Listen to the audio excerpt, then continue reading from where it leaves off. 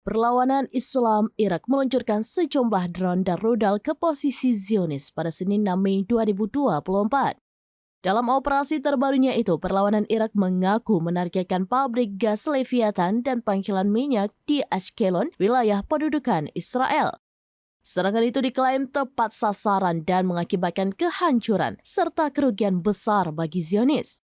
Adapun video detik-detik rudal dan drone perlawanan Irak melesat ke pabrik gas dan pangkalan minyak Israel itu pun beredar di media sosial.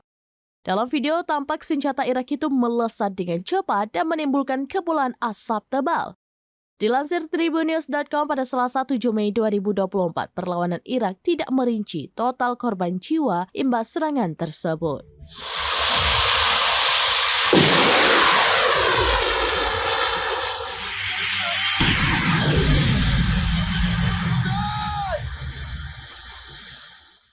Download Tribun X sekarang, menghadirkan lokal menjadi Indonesia.